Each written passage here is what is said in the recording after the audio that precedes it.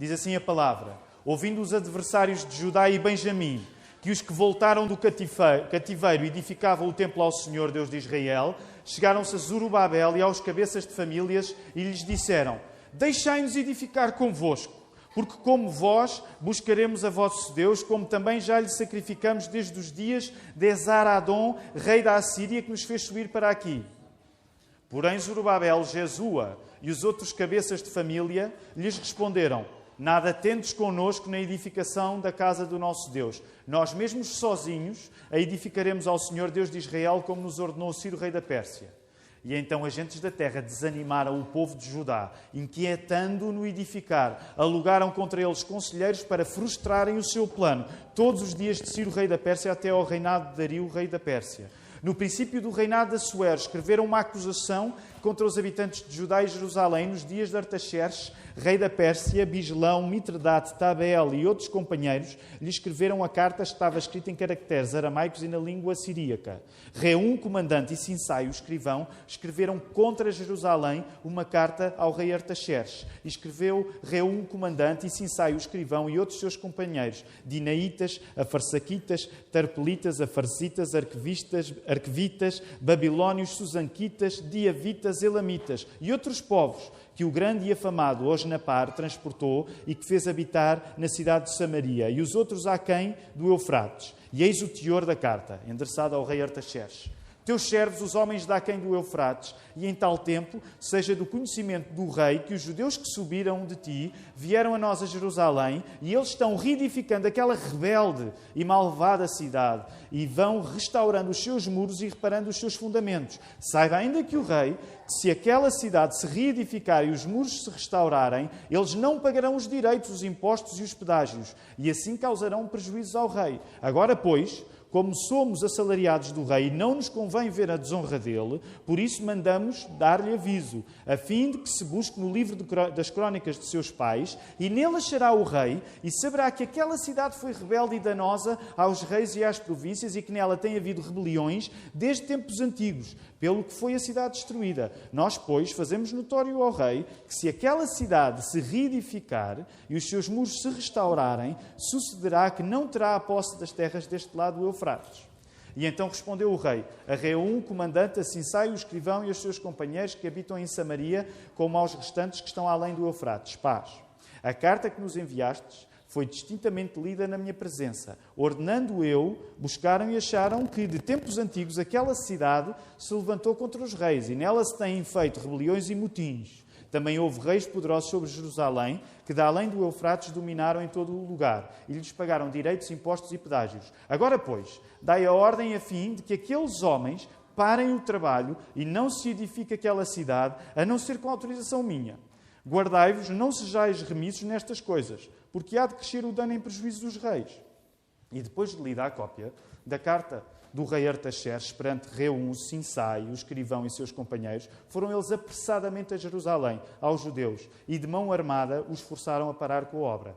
E cessou, pois, a obra da casa de Deus, a qual estava em Jerusalém, e isso até ao 2º ano do reinado de Dario, rei da Pérsia. Podemos ficar sentados. Talvez uma das maiores dificuldades que nós temos quando pensamos nos nossos amigos seja nós acharmos que os bons amigos se escolhem a si mesmos. E, nesse sentido, nós podemos dar por nós a pensar que é amigo não se escolhe, é a vida que nos oferece. Se nós quisermos pensar no assunto da amizade, e hoje o assunto da amizade é importante, se nós quisermos pensar no assunto da amizade com a Bíblia aberta, podemos dizer que, por um lado, sim, os bons amigos são-nos oferecidos pela própria vida. É verdade. Mas também podemos dizer, por um lado, não, na medida em que nós devemos ser criteriosos. Ou seja, nós também devemos saber escolher os nossos amigos, não é? Portanto, por um lado, sim, os nossos bons amigos são amigos que a própria vida nos ofereceu, nós não previmos, nós não calculamos, tornaram-se nossos amigos, mas também é verdade que é bom, por outro lado, que a amizade seja uma área onde nós temos critério, onde nós usamos critério. É bom que a amizade na nossa vida não seja apenas um fruto do acaso. E o texto de hoje, que nós acabamos de ler em Esdras 4, ajuda-nos um pouco a falar sobre amizade. Também por ser hoje o dia que nós usamos para recordar, enquanto comunidade cristã, as nossas mães, eu gostava de vos falar nesta manhã como uma mãe fala ao seu filho. E por isso é que o título do sermão nesta manhã se chama assim: Filho, escolhe bem os teus amigos. Provavelmente esta é uma frase que, se nós não ouvimos da nossa mãe, ela arranjou maneiras de a dizer. Não é? Geralmente, o nosso pai e a nossa mãe aconselham-nos a fazer bons amigos. E nesta manhã, o que eu gostaria é pregar-vos este sermão de uma maneira que me pudessem ouvir como se eu fosse a vossa mãe a dizer-vos: Filho, escolhe bem os teus amigos. Agora, nós sabemos que muitas vezes os conselhos que as nossas mães nos dão, apesar de nós amarmos muito a nossa mãe, não quer dizer que amemos especialmente todos os conselhos que ela nos dão. E sabemos que este conselho acerca de escolhe bem os teus amigos é às vezes aquele conselho que, quando nós ouvíamos, menos nos apetecia ouvir, não é? E por isso eu pedia, sobretudo para aqueles que são mais novos e que estão numa fase da vida que ainda vos custa ouvir o conselho das vossas mães, mas que hoje pudessem fazer um esforço e ouvirem esta mensagem como se fosse a vossa mãe e dizer: Filho, escolhe bem os teus amigos. Deixem-me falar-vos de um livro. Aqui há uns tempos, há uns anos, o padre José Tolentino Mendonça escreveu este livro. Ele chama-se Nenhum Caminho Será Longo e é um livro muito bonito sobre a amizade. É um livro sobre a amizade. E neste livro, o padre Tolentino diz assim: a nossa época parece que só sabe falar de amor. A nossa época parece que só sabe falar de amor e o termo amor tem uma sobreutilização que não favorece o realismo e o aprofundamento dos percursos da fé. Com muita facilidade adotamos o vocabulário do amor, que corre o risco de tornar-se uma gramática sonâmbula. E depois, mais à frente, o padre Tolentino diz ainda assim, falando de amizade: a relação da amizade é fecundada pela aceitação buscada dos limites. Fim de citação. Porquê é que estou a falar neste livro do padre Tolentino Mendonça, que podem comprar em qualquer boa livraria? Ele anda aí. Nós hoje estamos tão convencidos que o amor é fácil, nós estamos tão convencidos que o amor é uma coisa fácil, que a amizade acaba por ficar ainda mais banalizada do que o próprio amor. Damos por nós, muitas vezes, a achar que podemos ser amigos de quase todas as pessoas. Quase todas. Há umas que se calhar não conseguimos, mas muitas vezes damos por nós a achar que a amizade é uma coisa tão simples que, bem vistas as coisas, não há razão para que a grande maioria das pessoas que me conhecem não goste de mim. Não é? Tendemos a banalizar hoje a amizade. Ora, de que tipo de conselhos é que nós precisamos quando achamos que a vida pode ser aquilo que nós queremos? Nós precisamos de um tipo de conselhos que leve em conta aquilo que a vida é, não necessariamente aquilo que nós gostaríamos que a vida fosse. E na maior parte das vezes, voltando a lembrar o papel das mães, as mães são este tipo de pessoas. Muitas vezes a mãe diz aos filhos, diz ao seu filho, não aquilo que o filho quer ouvir, mas aquilo que o filho precisa de ouvir e não gosta. As mães, que na grande maior parte das vezes deram à luz os seus filhos em dores, mesmo tendo em conta o que a epidural hoje faz, a maior parte das mães concordam comigo. Há aqui alguma mãe que todos os filhos que tenha dado à luz não sentiu nunca nenhuma dor? Há alguma mãe que nunca tenha sentido nenhuma dor? A irmã Célia? Nenhuma? Fantástico, fantástico. Então a irmã Célia hoje vai ser procurada por muitas mães aqui. E foi por causa da epidural? E nunca sentiu dor nenhuma? Então é isso. Nós vamos gravar o testemunho da irmã Célia para promover ainda mais a natalidade. Mas sabemos que é uma exceção. A maior parte das mães, como sofre para dar à luz os seus filhos, não tem problemas em virar-se para eles e dizer aos seus filhos como a vida é. Porquê? Porque sabem que o início daquela vida dos seus filhos começou precisamente com dores que, se elas pudessem, não teriam tido. É importante ouvir os nossos pais, precisamente porque eles nos dizem aquilo que muitas vezes nós preferíamos não ouvir. E vejamos como é que este texto bíblico que nós temos à frente pode ser como uma voz de uma mãe para nós. O meu objetivo hoje é que este texto bíblico possa ser como uma voz de uma mãe para nós. E eu quero fazer uma revisão muito rápida. Vamos voltar a colocar os nossos olhos no texto que acabámos de ler. Eu sei que para muitos estão fora do contexto e eu quero contextualizar rapidamente. O que está a acontecer aqui é que o povo judeu tinha sido levado contra a sua vontade para a Babilónia, porque Jerusalém tinha sido conquistada pelo rei Nabucodonosor. E então, a determinada altura, um rei novo, que é Ciro, diz: vocês podem ir de volta para a vossa terra. Então, a história do livro de Esdras e a história do livro de Neemias, que se Deus quiser nós vamos ler a seguir, é a história do regresso dos judeus à sua terra. E qual é a primeira coisa que os judeus começaram a fazer quando chegaram à sua terra? Foi reconstruir o templo, que foi o que nós falámos na semana passada. Então, o que é que acabou de acontecer? Os judeus começaram a reconstruir o templo, mas mal começam a reconstruir o templo, vai acontecer o que nós acabámos de ler. E o que é isso? O templo tinha acabado de ser reconstruído e um templo tem de começar por aquilo que o templo é suposto fazer, que é adorar. Então a reconstrução do templo, vimos na semana passada, começou num ato de adoração, reconstruindo o altar.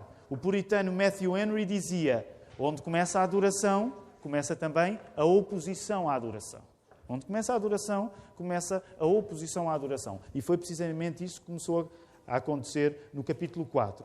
Agora é interessante, porque a oposição à adoração dos judeus, portanto, os judeus que estão de volta à sua terra, uma coisa fundamental para os judeus, quando regressam à sua terra, é eles voltarem a adorar o seu Deus. Eles continuaram a adorar o seu Deus quando estavam na Babilónia, mas agora que estão em Jerusalém, eles precisam de voltar a adorar o seu Deus e por isso começaram a construir o seu templo. E o que é que acontece? O que é que vai interromper isto? É uma interrupção estranha. Porquê? Porque como nós podemos voltar a olhar, e coloquem por favor os vossos olhos no texto, o que é que acontece aí logo no versículo 2? O que é que acontece no versículo 2?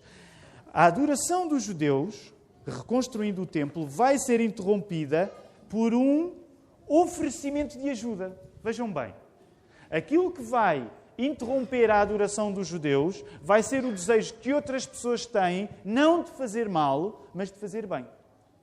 Então, os judeus tinham de voltar a adorar. Eles estão a reconstruir o templo para que isso possa acontecer. E aquela adoração deles vai ser interrompida não porque alguém chega a querer-lhes mal, mas porque alguém chega a julgar que lhes quer bem. Então a adoração dos judeus foi interrompida porque algumas pessoas chegam até eles e querem ajudar. Que pessoas são estas? Aliás, aqui na terceira página do nosso boletim, na parte para reflexão, para ajudar um pouco a nós percebermos o contexto do texto que nós estamos a ler, nós falamos acerca de que pessoas são essas? São samaritanos, aquela zona, pessoas que viviam ali na área da Samaria. Quem eram os samaritanos? Rapidamente. Quando a Samaria, que tinha sido a capital do Reino do Norte, e agora não tenho tempo para fazer toda a revisão da história, mas o que aconteceu na história de Israel, a determinada altura, é que houve uma separação dentro do Reino de Israel. E passou a haver um Reino do Norte, que congregava 10 tribos, e passou a haver um Reino do Sul, que congregava 2. O Reino do Norte chamava-se Israel, ficou com o nome, e o Reino do Sul ficou com o nome de uma das tribos, que era Judá. E o que aconteceu foi, a determinada altura, a Assíria torna-se uma grande potência mundial e começou a pressionar quer o Reino do Norte, quer o Reino do Sul.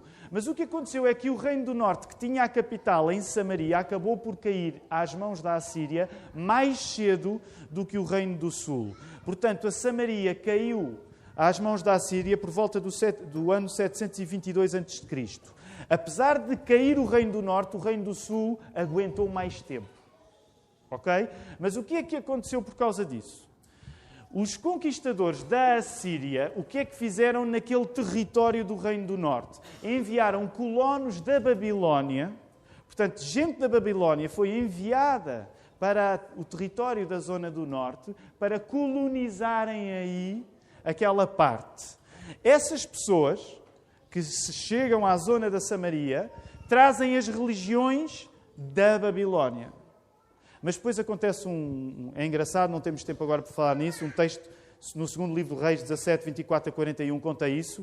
Quando estas pessoas, os colonos do Norte, chegam lá, eles a determinada altura, o rei da Assíria envia um judeu para lhes ensinar a religião dos judeus. Então o que é que acontece? Os samaritanos acabam por fazer uma mistura étnica, Portanto, eram pessoas da Babilónia que se misturam com os povos à volta na zona da Samaria. Portanto, eles passam a ser uma mistura étnica, uma raça misturada, e passam a ser também uma mistura religiosa.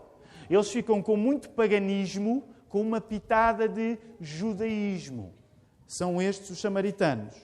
Logo, voltando aqui ao contexto do texto, a ajuda que os samaritanos vão oferecer aos judeus para reconstruir o templo está ligada à ideia de que os samaritanos julgam que adoram o mesmo Deus. Okay? Os samaritanos vão ter com os judeus e dizem assim: se vocês querem construir o vosso templo para Deus, nós também temos a vossa religião. Podemos ajudar-vos? Ora, acontece que os samaritanos oferecem ajuda com base numa ideia errada. Porque os samaritanos julgam que eles, samaritanos, adoram o mesmo Deus dos judeus. Ou seja, os samaritanos julgam que querem ajudar os judeus, que são seus amigos, mas os judeus sabem que não. Os judeus sabem acerca dos samaritanos uma coisa que nem os samaritanos admitem acerca de si mesmos. E que coisa é essa? A religião deles não é aquilo que os samaritanos julgam que é. E por isso é que a resposta que os judeus dão, logo aí no verso 3, é tão brusca. Parece-nos até antipática. Não é? Os judeus estão lá a construir. Chega alguém e diz: deixa-me ajudar-te. E os judeus dizem: não tens nada a ver com isto. Deixa-nos ser nós a fazer isto. E a nossa primeira reação pode ser: estes judeus são mesmo antipáticos. E por isso é que é preciso entendermos o que é que está aqui a acontecer. Os samaritanos querem ajudar os judeus a adorar Deus porque os samaritanos julgam que também adoram aquele Deus. Os samaritanos julgam que, por misturarem judaísmo com paganismo, o Deus é o mesmo. Mas os judeus sabem que não. Os judeus sabem que adorar também Deus não é o mesmo que adorar Deus. Deixa-me voltar a repetir esta ideia. Os judeus sabem que adorar também Deus não é o mesmo que adorar a Deus. Porquê? Porque adorar a Deus é adorar apenas Deus. Estão comigo? Estou muito abstrato? Os judeus sabem que adorar a Deus não é: olha, eu adoro o teu Deus e adoro mais uns quantos. Os judeus sabem que adorar a Deus é apenas adorar a Deus. Por isso é que a base do monoteísmo judeu não é que reconheçam o Deus de Abraão, Isaque e Jacó como mais um Deus. A base do monoteísmo judeu é que o Deus de Abraão, Isaque e Jacó é o único Deus. Se há um só Deus, isso vê-se no apenas e não no também. Eu sei que para os nossos tempos, nós somos uma sociedade pluralista hoje. Sempre que nós ouvimos a ideia de exclusividade, nós tendemos a reagir. Nós tendemos a ficar inquietos sempre que alguém faz uma afirmação que a sua religião é a única religião verdadeira. Mas o que eu vos pedia nesta manhã é que percebessem o modo como no texto isto explica o comportamento de cada um. E a questão em termos filosóficos, e eu não quero ficar muito abstrato agora, mas o que eu diria é que nós hoje estamos sempre prontos para ser politeístas. Nós hoje convivemos bem com a ideia do politeísmo. Se tu acreditas nisso e funciona para ti, ótimo para ti. Mas de cada vez que chega alguém verdadeiramente monoteísta, isso parece-nos ofensivo. A questão é que, reparem, em termos filosóficos nós temos de esclarecer. Se for o caso, como nós acreditamos, de haver apenas um Deus só, de facto só há um Deus. Se os monoteístas estiverem certos e houver apenas um Deus, não há hipótese do monoteísmo estar certo ao mesmo tempo que o politeísmo. Percebem? Se de facto só existir um Deus, vamos ponderar essa possibilidade, se de facto só existir um Deus, não há hipótese do monoteísmo estar certo ao mesmo tempo do politeísmo. E é com base nisto que os próprios judeus se comportam. Também a importância do facto de os samaritanos não terem a religião apropriada, que torna mais surpreendente o quê? E agora para aqueles que crescem na igreja. Estamos a falar em samaritanos no Velho Testamento. Acontece que os samaritanos vão voltar a ter importância não só no Velho Testamento. Quando é que eles vão voltar a ter importância? No Novo Testamento. 2 vezes, pelo menos, 2 vezes, que são aquelas mais conhecidas, Jesus se vai relacionar com os samaritanos de uma maneira que nos surpreende. Uma delas é quando ele conta uma parábola que nós conhecemos como a parábola do bom samaritano. Aliás, para alguns que podem não ter crescido na igreja, provavelmente podem não conhecer a história do bom samaritano ou podem não saber muito acerca dos samaritanos, mas provavelmente já ouviram a expressão: ele é um bom samaritano. Porquê? Porque bom samaritano é a ideia de uma das parábolas que Jesus contou em Lucas 10. Por outro lado, há outro episódio na vida de Jesus muito bonito em que ele fala com uma samaritana no poço, no Evangelho de João, no capítulo 4. Então reparem o que é que isto quer dizer. Com estes textos, a Bíblia não está a dizer que mudou de ideias acerca dos samaritanos. O cristianismo não está a dizer que, bem vistas as coisas, a religião dos samaritanos estava certa. Quando Jesus vai pegar no exemplo dos samaritanos, no bom samaritano e no diálogo que ele teve com a mulher samaritana, Jesus não está a dizer que a religião dos samaritanos passou a ser certa. O propósito destes textos é outro, que é o de mostrar que a religião dos judeus era errada sempre que julgava que Deus só se relacionava com os judeus. Percebem a ideia? Por isso é que os samaritanos têm uma importância no Velho Testamento e depois essa importância é esclarecida melhor no Novo. O que é que isto quer dizer? Nós começamos com uma palavra que hoje é difícil para nós, que é a ideia do monoteísmo. Mas reparem, o monoteísmo dos judeus não é um monismo étnico. O que é que eu quero dizer com isto? O facto de haver só um Deus não quer dizer que haja só um povo para Deus. E essa era uma das coisas difíceis para os judeus compreenderem. O facto de Deus ser um só e não haver outro Deus além do Deus de Abraão, de Isaac e de Jacó, não quer dizer que Deus só aceita os filhos étnicos de Abraão, Isaac e Jacó. Voltando a Esdras rapidamente. O que é que vai acontecer depois com este episódio? O padrão elevado dos judeus vai-lhes sair cara. A partir daí, os samaritanos passam a dar tudo para que os judeus não sejam bem-sucedidos na reconstrução do templo e, mais tarde, na reconstrução dos muros, no livro de Neemias. E o que vem a seguir neste capítulo 4, que nós lemos inteiro, é a referência a 3 cartas de períodos diferentes do período que nós estamos a ler agora. Uma foi para Xerxes e 2 para Artaxerxes, que são reis da Pérsia. Dos versos 17 ao 22, nós temos as várias cartas aí. No verso 17 ao 22 temos, por exemplo, a resposta do rei Artaxerxes. Parece uma coisa. Quando nós lemos o capítulo 4, e é importante perceber, e eu agora não quero entrar muito lá fundo para não perder ninguém, mas é importante nós compreendermos uma coisa. Neste capítulo 4, a ordem cronológica não é o mais importante. Porque estas cartas são cartas de períodos, algumas delas posteriores à situação que está a ser vivida. Ok? Por isso é que nesta secção de 3 cartas, são 3 cartas diferentes, nós podemos detectar pelo menos 4 tentativas de interromper o trabalho judeu. A primeira está no verso 1 a 5, durante o reinado de Ciro. A segunda está no verso 6, durante o reinado de Xerxes. A terceira está no reinado de Artaxerxes I, nos versos 7 a 23. E a última no reinado de Dario I, nos versos 24. Ou seja, porque é que os judeus, quando escrevem o livro de Esdras, porque é que Esdras faz esta misturada de falar de acontecimentos de alturas diferentes no mesmo texto? Porque ele quer demonstrar, com factos que ainda iam acontecer, porque ele está a escrever este livro depois de eles terem acontecido, ele quer demonstrar que, de facto, aqueles samaritanos eram mesmo inimigos. Porque durante uma grande época e em 4 ocasiões, os samaritanos quiseram frustrar os planos dos judeus. O importante é que nós coloquemos aí agora no último verso, versículo 24. É importante para percebermos o contexto em que ficámos aqui. O importante é isto. A obra de reconstrução do templo para por cerca de 17, 18 anos. A obra que ainda agora tinha começado foi interrompida por causa desta campanha que os samaritanos desenvolveram. O que é que aconteceu com os samaritanos? Os samaritanos não gostaram que os judeus rejeitassem a ajuda deles. E como eles não gostaram, o que é que eles pensaram? É? Então foram às autoridades fazer queixinhas e dizer: olha, vocês não podem deixar os judeus construir, porque estes judeus são perigosos. Vocês vão lá ler a história de Jerusalém e vão-se aperceber que aquela cidade é uma cidade rebelde. E o que é que aconteceu com todos os reis que iam ouvindo esta mensagem? Eles foram interrompendo as obras, até ao reinado de Dario. Os judeus, quero só aproximar-me do final, os judeus, ao não aceitarem a ajuda dos samaritanos, e é isto importante que nós compreendamos esta manhã. Quando os judeus não aceitam a ajuda dos samaritanos, eles não estão a ser picuinhas. Eles estão a ser sérios. Os judeus não estão a defender a sua própria qualidade. É preciso que nós compreendamos isto. Os judeus não se estão a armarem culturalmente superiores em relação aos samaritanos. Os judeus o que estão é a defender a qualidade do Deus em que acreditam. E para um cristão, da mesma maneira como os judeus se comportaram assim, o critério para as relações que nós temos com os outros não está na nossa qualidade nem na qualidade dos outros. Está na qualidade do nosso Deus.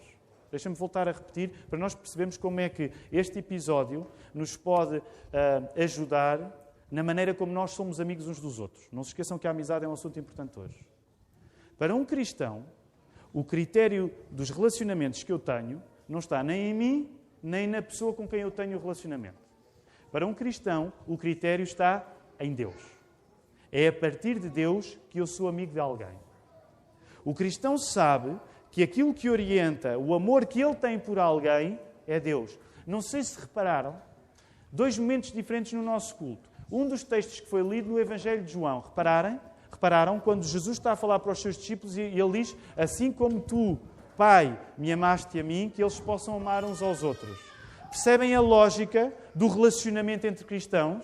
Os cristãos não se relacionam uns com os outros pelos seus bonitos olhos azuis, ou pelos seus encantos, ou porque simpatizam uns com os outros. Os cristãos relacionam-se uns com os outros porque Deus Pai ama Deus Filho. Significa que a maneira como eu vou ser amigo de alguém não tem a ver com o facto do Tiago ser mais ou menos amoroso ou com o Tiago ser mais ou menos amigável. A maneira como eu me vou relacionar com alguém tem a ver com o facto de Deus Pai amar Deus Filho. E esse amor, através da presença do Espírito Santo na minha vida, poder ser a base do modo como eu me relaciono com os outros. Logo, para o cristão, o critério de uma amizade não está em nenhum dos amigos, mas está no Criador da amizade, que é Deus. Voltemos a Jesus. Voltemos a Jesus. E a lembrar que Jesus deu o exemplo do bom samaritano na parábola do bom samaritano. Sabem o que é que aconteceu na parábola do bom samaritano? Muito rapidamente. Na parábola do bom samaritano há um homem que é atacado. E passam várias pessoas por ele e o homem está lá quase a morrer. E até homens, ele é judeu, o homem que foi atacado, até homens judeus passam por ele, homens judeus religiosos. Aquelas pessoas que nós diríamos, este tem a obrigação de ajudar. E sabem o que é que acontece? Ninguém ajuda. Quem é que vai ajudar? Aquele que não era suposto que ajudasse, que era o bom samaritano. Porquê? Porque como nós nos apercebemos pelo texto que tivemos a ler, os samaritanos não se davam bem com os judeus. Então, o que é que Jesus está a querer ensinar? Se no livro de Esdras os judeus disseram nós não queremos a vossa ajuda, porquê é que depois Jesus, no Novo Testamento, vai usar um exemplo a partir de um aparente mau exemplo?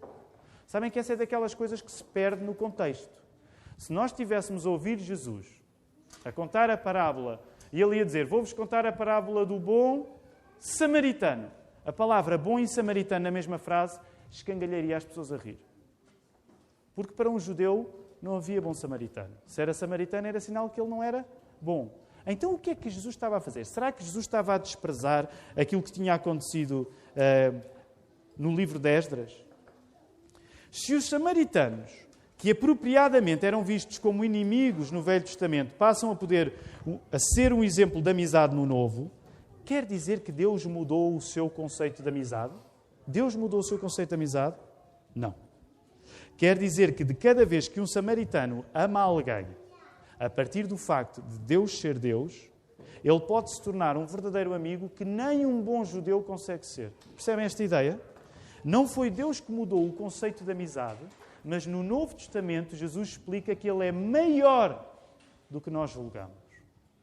Não foi Deus que mudou de opinião acerca da amizade de Esdras para os Evangelhos, mas foi Jesus que aproveita não para rejeitar o Velho Testamento, mas para esclarecer o Velho Testamento. Se Esdras ensina que a verdadeira amizade é aquela que está baseada no facto de apenas Deus ser Deus, se Esdras ensina que a verdadeira amizade é aquela que está baseada no facto de apenas Deus ser Deus, os Evangelhos ensinam que essa verdadeira amizade pode ser experimentada por qualquer tipo de pessoa, até por samaritanos. A ênfase de Esdras era um pouco esta. Eu sei que estou a simplificar muitas coisas. A ênfase de Esdras era esta. Não sejas ingênuo com a boa vontade dos outros. Não é? Isso é uma das coisas que nós aprendemos no texto que lemos hoje. Olha, não julgues que por uma pessoa chegar ao pé de ti e querer-te ajudar, que isso vai ser bom para ti. Nós lemos o texto de Esdras e uma das coisas que nos sentimos encorajados é não é por alguém se oferecer para fazer uma coisa por mim que quer dizer que essa pessoa vai ser minha amiga. E nesse sentido, o que Esdras está a sublinhar é não sejas ingênuo com a boa vontade dos outros. E deixem-me dizer-vos, eu sei que isto é uma coisa que nós não gostamos de ouvir até aos 30 e tal, 40 anos, não sei. Ainda não fiz 40, mas acho que é uma coisa que eu ainda continuo a não gostar de ouvir. Mas é uma das coisas que os nossos pais sabem nos dizer. Arranjei este amigo, ele gosta tanto de mim. E às vezes há a voz de um pai ou de uma mãe, não sejas ingênuo com esse amigo. Esse amigo não é bom amigo para ti. E nós odiamos ouvir isso. Mas essa é uma das coisas que muitas vezes os nossos pais nos têm a dizer. Não sejas ingênuo com a boa vontade dos outros. Os nossos pais já viram coisas que nós não vimos, a verdade é essa. E sabem que, como costuma o povo dizer, de boa vontade está o mundo e o inferno, não é? O mundo e o inferno. A versão mundo é mais suave, é verdade. Mas a versão inferno é aquela que eu conheço, não é? Ora, a ênfase de Esdras é: não sejas ingênuo com a boa vontade dos outros. Agora reparem, qual é a ênfase de Jesus? Qual é a ênfase de Jesus? Se a ênfase de Esdras era: não sejas ingênuo com a boa vontade dos outros, porquê é que Jesus usa o exemplo dos samaritanos como exemplo de amizade? Sabem porquê? Porque Jesus começa a dizer: não sejas ingênuo com a tua própria boa vontade. Esdras diz: não sejas ingênuo com a vontade dos outros, com a boa vontade dos outros. O que Jesus diz é: não sejas ingênuo com a tua própria boa vontade. E porquê é que eu digo isso? Porque os judeus a quem Jesus estava a falar, uns anos depois da situação de Esdras, julgam que pelo facto de terem a lei religiosa certa, tinham o coração certo.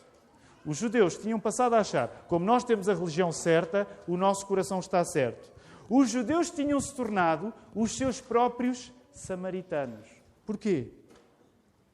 Porque os judeus tinham-se tornado os inimigos da sua adoração verdadeira. Os judeus e os fariseus, em particular, estavam a confundir a adoração de Deus com a adoração de si mesmos.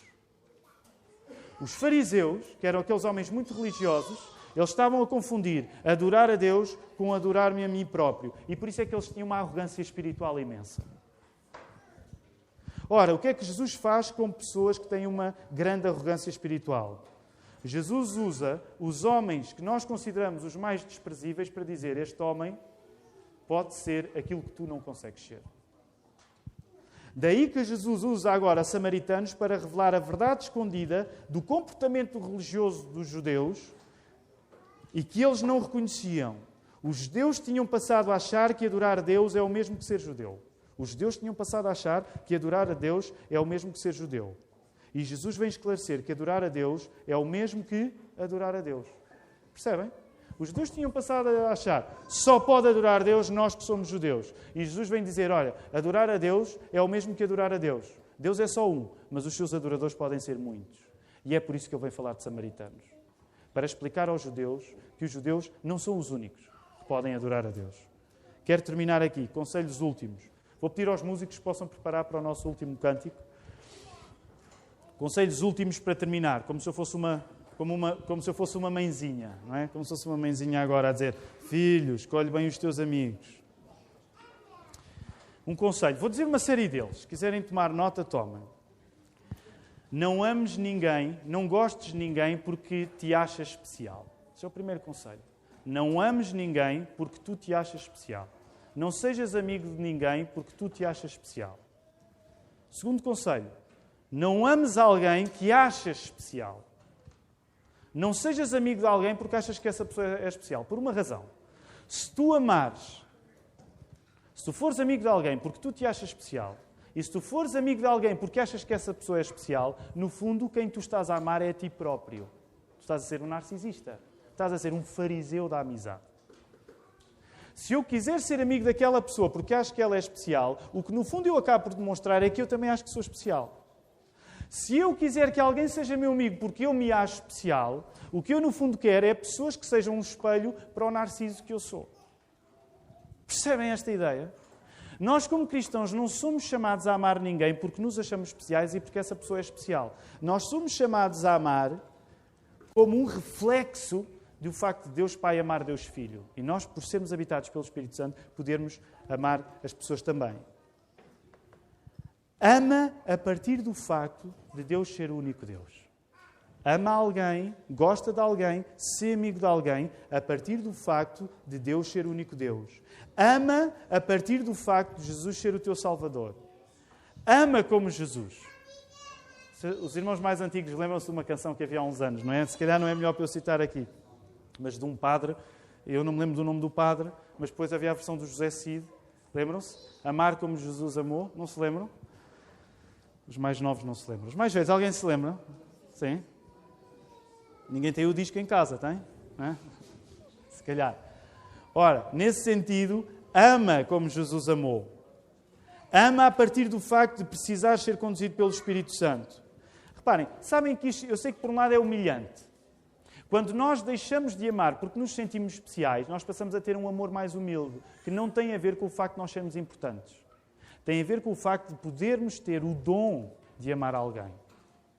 O amor passa a ser uma coisa que nós podemos fazer, não uma coisa que nós conquistamos, mas uma coisa que nós podemos fazer porque nos foi dada. E reparem, sabem um dos efeitos positivos? Isso vai fazer-nos viver melhor as amizades que temos.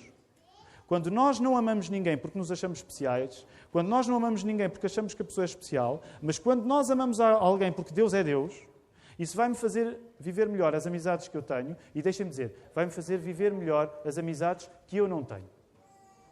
Vai-me fazer viver bem com o facto de nem todos são meus amigos. Uma das coisas que eu noto, e falo por mim, confesso aqui um bocado, é que eu tenho muita dificuldade quando as pessoas não gostam de mim. Há alguém que tenha dificuldade quando não gostam de si? O pastor é o único pecador, a Ruth Teles é sempre quem é a única... o Joaquim também. Mais ninguém tem dificuldade quando não gostam de si? Somos a maioria, se calhar, não é? Envergonhada, a maioria silenciosa, não é? A nossa dificuldade, quando não gostam de nós, e eu sei do que estou a falar, porque eu sinto isto na minha vida, é porque há uma tendência em mim de achar que as pessoas devem gostar de mim porque eu sou bom para ser gostado. Isto é um narcisismo. Logo, quando eu perco uma amizade, eu fico fulo. Como é que foi possível esta pessoa perder o amor por mim? Acontece que se eu souber que a amizade é um dom, eu vou viver muito melhor quando há pessoas que não são minhas amigas. E deixem-me dizer, eu vou tratar melhor as pessoas que não se sentem na obrigação de ser minhas amigas. Porque eu não sou Deus e elas não têm de me amar. Portanto, eu posso viver muito melhor com as pessoas de quem gosto e dedicar-me a esse amor, e posso viver muito melhor com as pessoas que não gostam de mim, e isso não é um problema. Nós somos a geração que fica a ver a nossa lista de amigos nas redes sociais e a ver, eu perdi amigos hoje, quem é que me desamigou? E ficamos zangados. Quem foi a alma espiritualmente negligente que se esqueceu do encanto de pessoa que eu sou? É este o tipo de cultura em que vivemos. Não sabemos viver bem quando alguém não gosta de nós. Aprenda a viver bem quando alguém não gosta de si. Você não é Deus. Não tem de ser amado por toda a gente. O que interessa, e vou terminar, em todas as amizades, sejam muitas ou poucas, é que Deus seja adorado nessas amizades. Isto significa que nós vamos ter amizades com pessoas que calculávamos que iam ser nossos amigos, mas também significa que nós vamos ter amizades com pessoas que nunca julgámos que pudessem ser nossos amigos. E essa é uma das coisas maravilhosas na amizade. Eu não vou levar muito mais tempo, mas pensem em alguns segundos. Lembre-se de alguém que hoje é seu amigo. Lembre-se de alguém que hoje é seu amigo e que quando conheceu não foi com a cara dessa pessoa. Tem algum amigo assim? Alguém que quando conheceu, pensei, que pessoa! E hoje é um amigo seu. Sabe que nessas amizades é mais fácil nós reconhecermos que a amizade é um dom. Porque se nós tivéssemos ficado abandonados à nossa primeira emoção, provavelmente não tínhamos sido amigos dessa pessoa. O importante é que a fonte que mantém as amizades seja a verdade acerca de Deus ser Deus.